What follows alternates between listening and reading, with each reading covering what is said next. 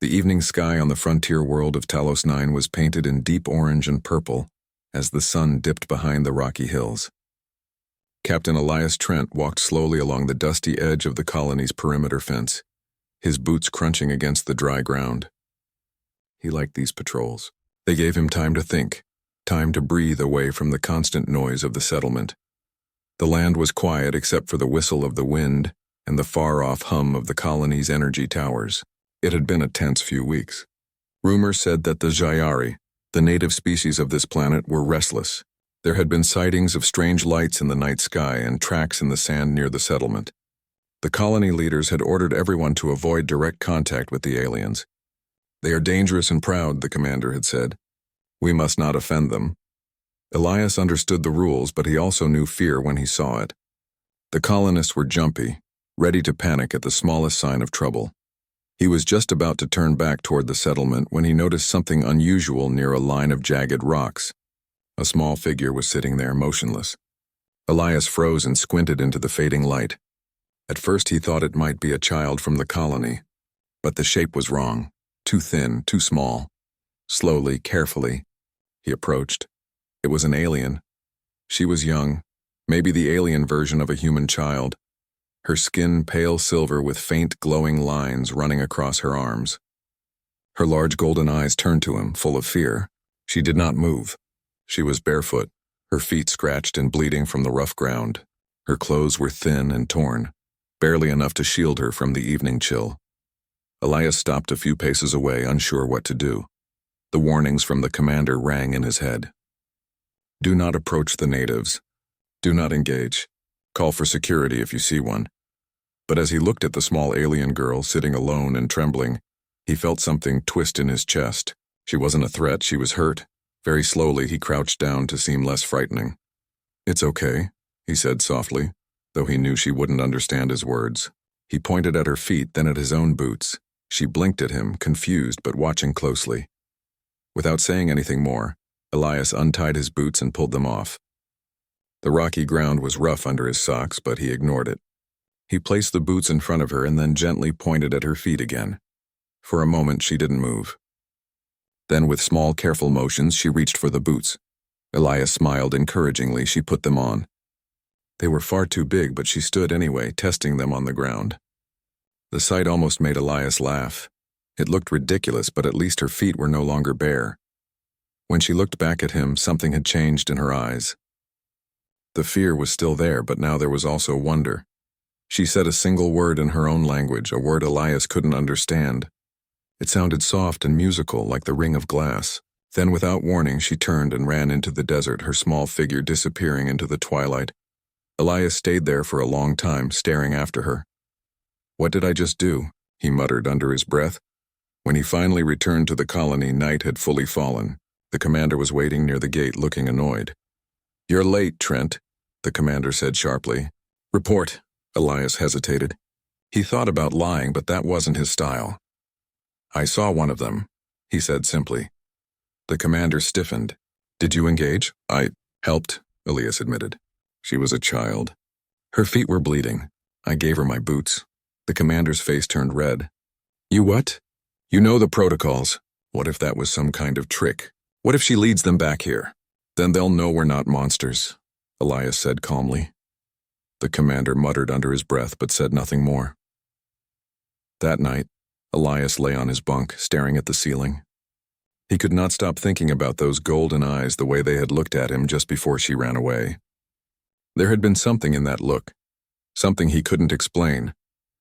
Outside, far beyond the colony, a faint light moved across the night sky. Elias didn't see it. But if he had, he might have realized it wasn't a star at all. It was the first ship of the Jayari Armada, arriving early. The colony was buzzing with tension the next morning. Elias woke early and went outside, stretching his sore legs. The air was cold and the ground rough against his socks. He would need a new pair of boots soon, but his mind was not on that. Voices rose near the command center. People were pointing at the sky. Elias followed their gaze.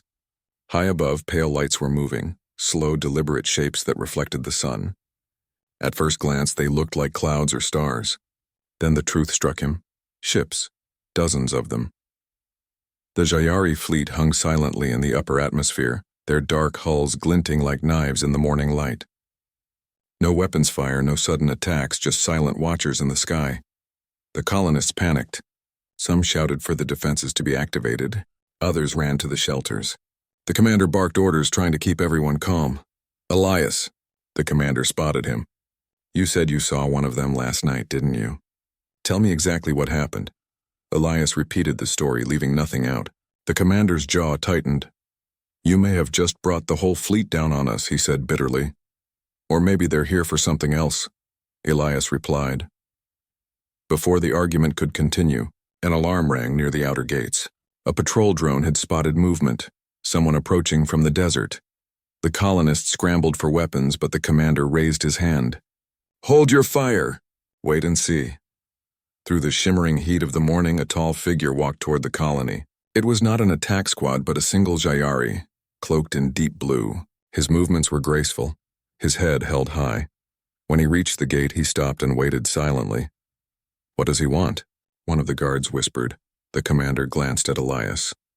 "You, get over here." Elias approached the gate cautiously. The alien raised a long, elegant hand and spoke in a language no one understood. Then he tapped a small device on his wrist, and a calm, synthetic voice translated into human speech. "Where is the one who gave the shoes?" Elias felt the eyes of the entire colony turn toward him. "That's you," the commander muttered, the alien's golden eyes fixed on Elias. "You are summoned by the First Mother," the translator said. Elias blinked. "First Mother?" "She who leads," the voice replied. "She who speaks for the Jayari people. You must come," the commander frowned. This could be a trap. Elias looked from the alien to the nervous colonists around him.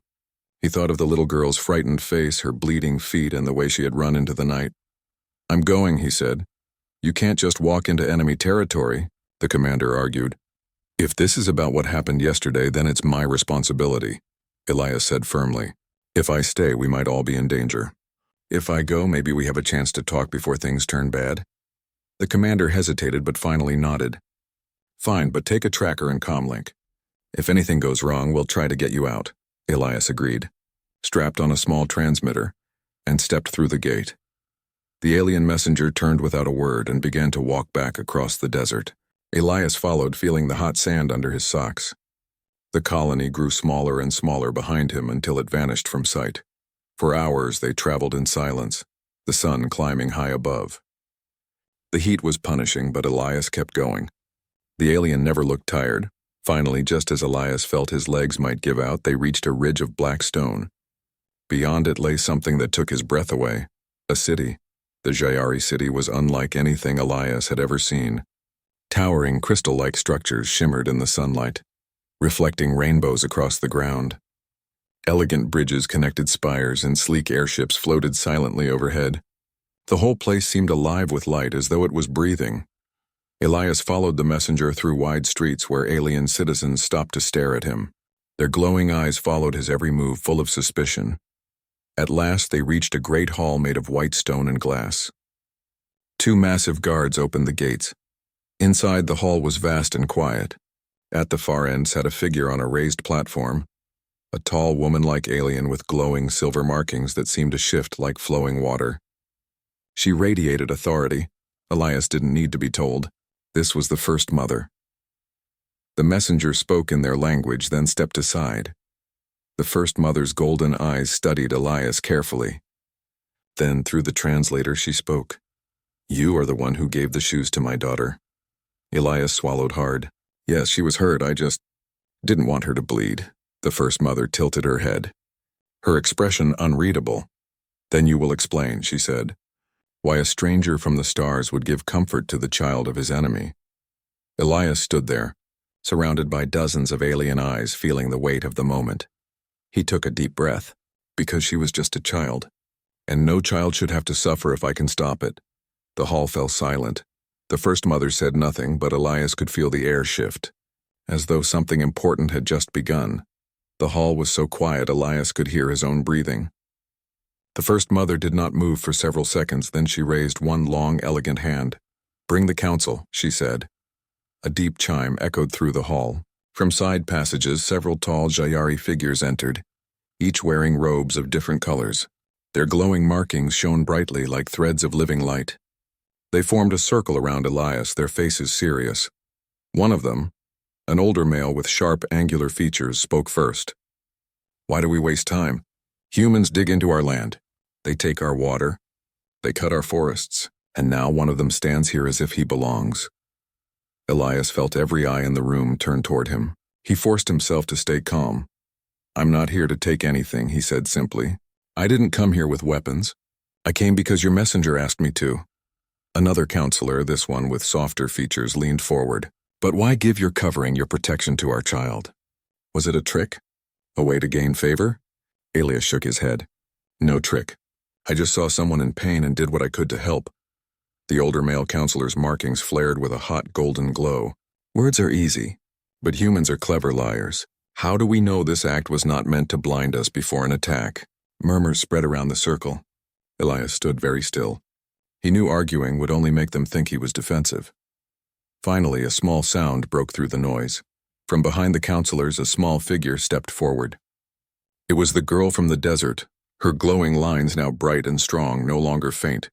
She wore a fresh robe and walked with quiet dignity. The First Mother turned to her. "Daughter, you have come." The girl nodded and then looked straight at Elias. For a moment, her golden eyes softened. She spoke in the Jayari tongue, her voice clear and musical. The translator at Elias's side spoke softly. "He did not hurt me. He gave me comfort. He gave me his protection and asked for nothing." A ripple went through the council. The First Mother looked thoughtful. "There are some among us who say humans cannot be trusted. There are others who believe peace is possible. But one act is not enough to decide the fate of two peoples." She stood gracefully, her height almost twice that of Elias. "You must prove the heart of your people," she said. "We will set you a trial. If you succeed, we will speak of peace. If you fail, you will not return to your colony." Elias met her gaze. "What kind of trial?" The older counselor smiled thinly. "A test of courage and truth. You will go into the Cavern of Echoes and bring back the Heartstone. Many have entered. Few have returned." The name alone sent a shiver down Elias's spine, but he nodded. "I'll do it." The First Mother gave a single slow nod. "Then it is decided." Two guards stepped forward. One of them offered Elias a staff carved from dark wood and inlaid with silver markings. "This will guide you," the guard said through the translator. "But the cavern tests more than strength. It tests the spirit." Elias took the staff, feeling its smooth weight in his hand. He was led out of the hall, through winding streets of shining crystal, and toward the edge of the city. Along the way, he noticed more Jayari watching from the windows and bridges. Some looked curious, others looked angry. It was clear many did not want him there at all. By the time they reached the cavern entrance, the sky had grown dark. Two great stone pillars marked the opening, glowing faintly with alien symbols. A low hum seemed to come from the earth itself, as if the cavern were alive. The messenger who had brought him here spoke quietly. "Inside, the cavern will show you what it wishes. You must face it without fear. If you turn back, the council will see you as weak." Elias nodded. He tightened his grip on the staff and stepped forward.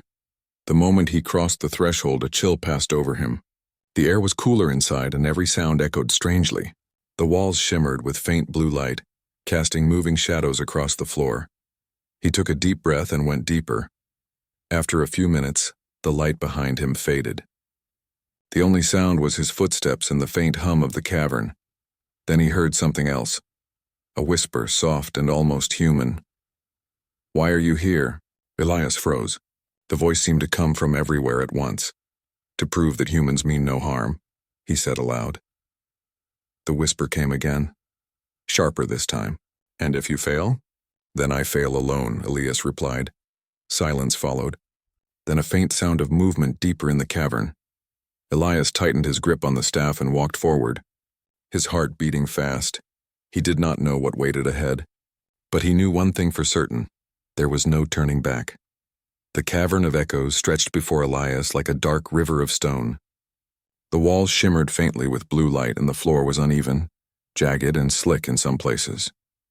Every step echoed loudly, making him feel smaller in the vastness. The staff in his hand glowed faintly, guiding him deeper into the cavern. Strange symbols appeared on the walls as he walked, ancient writing that seemed to shift when he looked directly at it. The cavern was alive, or at least it felt that way. After what seemed like hours, he reached a chamber filled with towering stone columns. In the center was the Heartstone, a smooth, glowing gem floating above a pedestal. Its light was soft, pulsing like a heartbeat. Elias smiled slightly. "Finally," he whispered. But the moment he stepped closer, a shadow moved across the floor. From behind the columns, a massive shape emerged. It was a guardian of the cavern, a creature of rock and energy, its eyes glowing like molten gold. It blocked the path to the Heartstone. Elias froze. The staff pulsed in his hand as if warning him. He remembered the words of the Jayari messenger. "The cavern tests more than strength. It tests the spirit." The creature lunged. Elias dodged quickly, rolling across the rough floor. He swung the staff, but it passed through the guardian as if it were made of mist. He realized then that this was not a battle of force. It was a trial of cleverness and courage. Looking around, Elias spotted narrow ledges along the wall. He ran toward them, keeping the guardian in view. Step by step he climbed higher, his heart pounding. The creature followed, its movements slow but relentless. Halfway across the chamber, Elias heard a cry. Turning his head, he saw a smaller figure trapped under falling rocks, a Jayari warrior who had been testing the cavern before him. The rocks pinned him down and the warrior struggled to free himself. Elias hesitated. He could run for the Heartstone and complete the trial, or he could try to save the warrior and risk failing. He gritted his teeth. "I can't leave him," he said. Sliding down carefully, he reached the trapped warrior. With great effort, he lifted rocks one by one, using the staff as leverage. The guardian watched, unmoving. Finally, the warrior was free. "Thank you," the warrior gasped. Elias helped him to his feet. "You risked the trial for me?" Elias shrugged. "No one should be left to suffer if I can help." The warrior nodded, respect shining in his glowing eyes. "Then you are brave in ways the cavern understands." The moment felt fleeting, but the cavern itself seemed to respond. A beam of light shone directly on the Heartstone, illuminating a safe path across the columns. The guardian stepped aside, its form dissolving into shimmering mist. Elias approached the Heartstone cautiously. As he reached out, the gem's light seemed to touch his hand, filling him with warmth. The staff vibrated gently in his grip, and the symbols on the walls glowed brighter. He lifted the Heartstone carefully from its pedestal. It was surprisingly light, yet he felt its energy thrumming in his hands. As he turned to leave, the cavern shook lightly. Rocks fell around him, but he navigated carefully, holding the Heartstone and helping the injured warrior. Step by step, they moved toward the entrance. When he emerged into the daylight, the first rays of sun hit his face, and he felt a rush of relief. Behind him, the cavern entrance shimmered faintly, as if acknowledging his courage and selflessness. The messenger and several council members were waiting outside. The young girl from the desert stood among them, her golden eyes wide with admiration. The first mother stepped forward, her gaze steady and commanding. "You have faced the trial with courage, wisdom, and compassion," she said. "You did not seek only your own gain, but helped another in need. This is the measure of true worth." Elias held out the Heartstone. She nodded and accepted it, placing it carefully on a ceremonial platform. The light of the gem spread across the council members, casting gentle reflections in every corner. One by one, the councilors bowed their heads, a sign of deep respect. Even those who had doubted him before now recognized the truth. The young girl approached and placed her hand on Elias's arm. "You honor us," she said softly. Elias smiled, feeling a warmth in his chest he had not expected. "I only did what any human would do," he said, though he felt the weight of her words. The first mother looked at him with a small, approving smile. "Your actions have proven more than words could. The humans of Talos 9 are not invaders. You have shown us that kindness can build bridges between our peoples." Elias felt a surge of hope. After weeks of tension and fear, it seemed that one small act, giving shoes to a barefoot child, had grown into something much greater. "Return to your colony," the first mother said, "and tell your people that peace is possible. But remember, it is not just the Heartstone you carry. It is the lesson of compassion." As Elias turned back toward the city gates, the girl ran ahead to guide him. The council members followed, watching in silent admiration. For the first time since arriving on Talos 9, Elias felt certain that the future could be different. That one simple act of kindness had grown into hope for two worlds. And somewhere in the sky above, he sensed that the Jayari Armada was watching, waiting for the moment when respect and trust would shine brighter than fear. The sun rose over Talos 9 like a golden promise, scattering light across the desert and the colony below. Elias Trent walked with careful steps back toward his settlement, the memory of the cavern and the heartstone still fresh in his mind. He felt tired, yet there was a lightness in his chest he had not known before. As he approached the edge of the colony, a sound stopped him in his tracks. It was not the hum of energy towers or the chatter of colonists. It was something far greater. He looked up. The sky was filled with Jayari ships. Hundreds of them floated silently above, their sleek dark forms reflecting the sunlight. But something was different. They did not move like an invading force. They moved as if in a deliberate, synchronized dance. Elias's heart raced. Could it be respect? He watched as the Armada slowly descended in formation, their lights dimming in a pattern that resembled a bow. The ships dipped gently in unison, as though the entire fleet was lowering itself to honor the humans below. Colonists ran to the open fields, staring upward in awe. Weapons and fear were forgotten.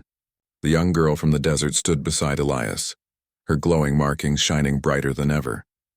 She looked at him and smiled, a small warm gesture that carried a world of meaning.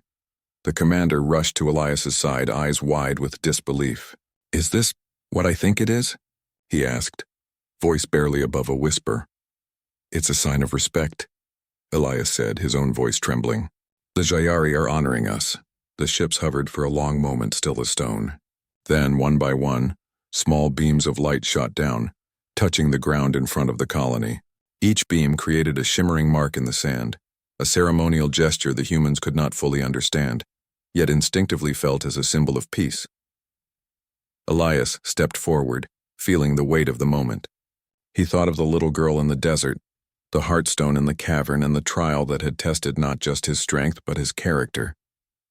All of it had led to this, proof that even one human acting with kindness could change the course of events. A Jayari messenger descended, floating gently on a small platform, and landed near Elias. The translator activated. "The First Mother honors your courage," the voice said. "Your people have earned our respect. This is a new beginning," Elias nodded. "Tell her."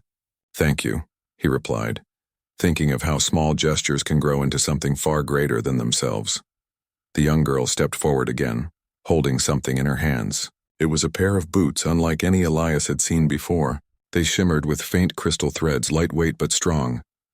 "These are for you," she said softly, "to remember our people and what you have done." Elias took them carefully, feeling the strange warmth of the material. He smiled at her, kneeling slightly to match her height. "I'll wear them with honor," he said. The commander, still in shock, whispered to Elias, "I never imagined humans could earn this." Elias shook his head. "It's not about imagining. It's about showing who we are. We can be better. We can care." The Armada began to rise, slowly, gracefully, as though it too understood that the gesture had been witnessed and acknowledged. The ships glinted in the morning sun, casting dancing reflections across the colony. Children laughed in the streets, running beneath the hovering lights, while adults looked on with awe. The moment was not one of fear, not of conquest, but of unity and respect. Elias walked through the colony, letting the residents see him in the alien boots, a symbol of hope and friendship. Every eye followed him, a reminder that courage and kindness could shape history in ways even the most powerful forces could not. Back at the edge of the desert, the little girl stood, watching the Armada ascend and disappear into the sky. She whispered a word, soft and musical, and Elias felt it resonate in his chest. It was not just a word of thanks. It was a promise that peace would continue as long as they remembered this day. Elias turned to look at his colony, the fields, and the distant mountains. Talos 9 felt different now. It was not just a frontier. It was a bridge between two worlds. The First Mother's words echoed in his mind. "It is not just the heartstone you carry, it is the lesson of compassion." And Elias knew it was true. One simple act, One moment of empathy had rippled outward, touching lives, hearts, and even the stars themselves. As the sun climbed higher, Elias lifted his gaze to the skies once more. The Armada was gone, leaving only the memory of their bow and the light that had shone upon the colony. The future was uncertain, but for the first time he felt hope, not just for humans, but for all who called Talos 9 home. He took a deep breath, tightened the straps on the crystal boots, and began walking back to his duties, ready to lead his people into a new era where courage, kindness, and understanding could change the fate of worlds. Because on Talos 9, one small gesture had proven that humanity could inspire respect, even from the stars.